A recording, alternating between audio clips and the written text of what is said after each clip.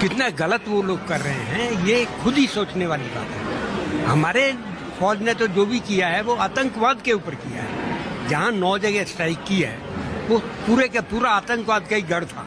ने जो air strike की थी वो टेररिस्ट के कैंप पे की और वहां मारे गए लोगों का जो फातिहा पड़ रहा है, वहां पाकिस्तान की पूरी सेना फौज पूरी यूनिफॉर्म में खड़ी है। इन 3 राज्यों में सीमावर्ती इलाकों में पूरे युद्ध जैसे हालात हैं और यहाँ पर दिल्ली में भी लगातार सुरक्षा की बैठकें हो रही हैं। तमाम खबरों के बारे में आप जानते ही हैं। देश के आम लोग आज के हालात पर क्या सोच रहे हैं, यही जानने के लिए मैं आज कॉफी होम आया। चलो भाई देखो अब मैं क्या करता हूँ। दिल्ली के कॉफी होम कुछ ऐसे लोग बैठे हैं आज की टेबल पे जो आज के पहले मेरे कार्यक्रम में कभी नहीं आए। आमतौर पर कॉफी होम में कुछ चेहरे आप ऐसे देखते हैं जो पहले कभी आए हों, लेकिन ये सारे लोग एक ही पहली बार मुझे दिखाई दे रहे हैं। कोई भी चेहरा इसमें ऐसा नहीं है जो इसके पहले आया। अच्छा, आप लोग तौबा तौबा तौबा, थारा मूड खराब कर दिया। आते हैं? हाँ, हर महीने आते हैं। 1 महीने में एक बार मीटिंग होती है हमारी और हम स्कूल स्टूडेंट्स हैं, स्कूल के टाइम से, अब रिटायर्ड हो गए सब। पढ़ते थे हम लोग सारे जो है एक स्कूल में पढ़ा करते थे, डीसीएम हायर सेकेंडरी स्कूल में पढ़ते थे हम सारे।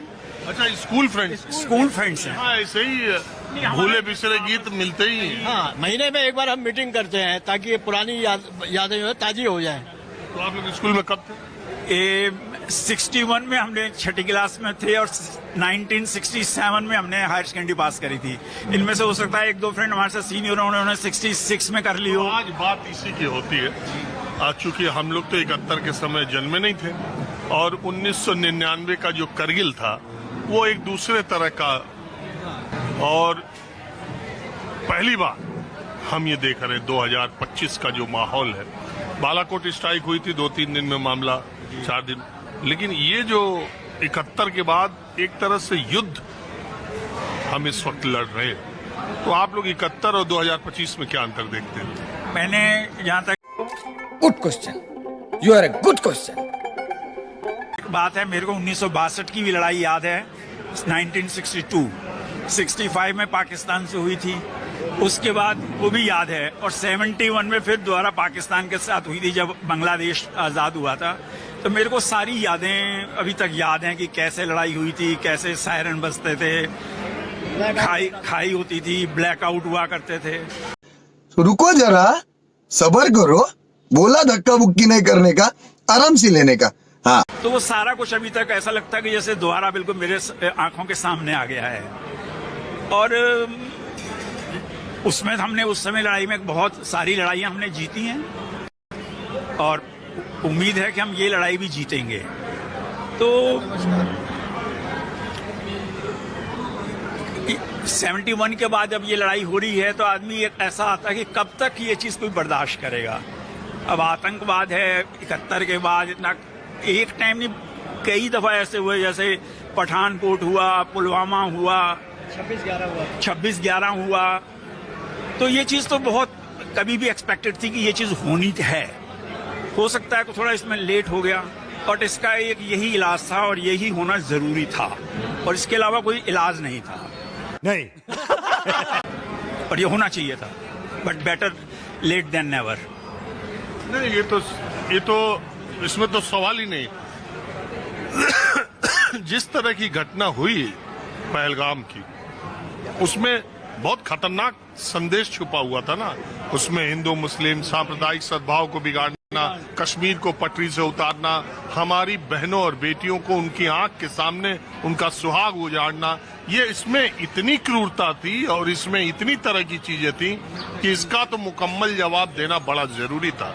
और जिस तरीके से मसूद अजहर की फैमिली के लोग जब मरे हैं तो कह रहे हैं कि काश मैं भी मर जाता, तो पहले तब पता चला होगा कि फैमिली की जान। चैलेंज भी किया उन्होंने कि जाके मोदी को कह देना, मतलब एक खुला चैलेंज था प्राइम मिनिस्टर को, एक देश को चैलेंज था कि तुम करो, हमारा क्या कर लोगे। वाइफ को कहा ये कि जाके कह देना, मैं तुम्हें इसलिए छोड़ रहा हूँ कि जाके कह देना मोदी से। तो ये एक खुला चैलेंज था हिंदुस्तान के लिए और प्राइम मिनिस्टर को खास तौर से।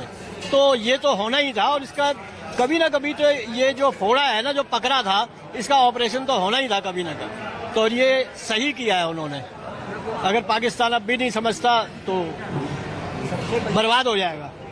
जी अंकल, सबसे बड़ी बात तो ये है कि जो हमारी फौज ने किया है वो टेररिस्ट के ऊपर ही किया है, आम पब्लिक पे नहीं किया। और वो जो कर रहे हैं वो आम पब्लिक पे कर रहे हैं। हाँ, हमारे धार्मिक स्थलों पे कर रहे हैं, आम लोगों पर कर रहे हैं, बच्चों पर कर रहे हैं। पुंछ में देखिए उन्होंने किया।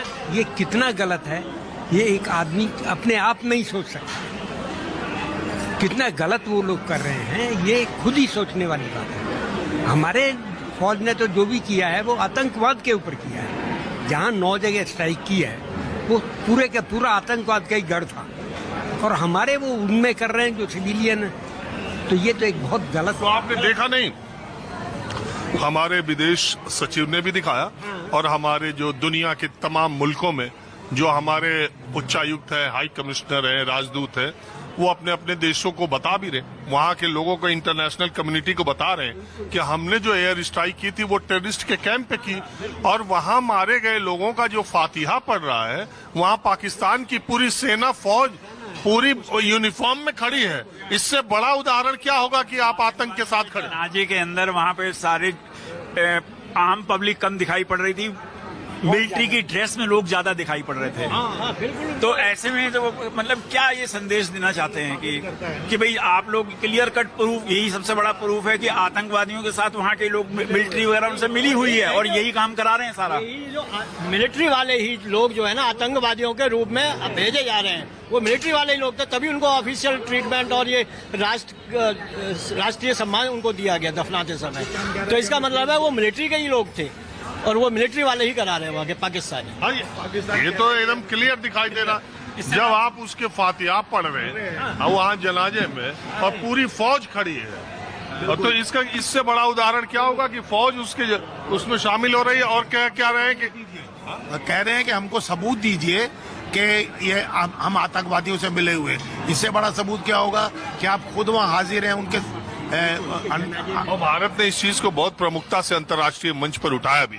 मतलब ये चोरी और सीना चोरी, खुद मिले हुए हैं उनसे, उनके सारे लास्ट राइट्स में और सब में आप शिरकत कर रहे हैं, और फिर हमसे कह रहे हैं कि आप सबूत दीजिए।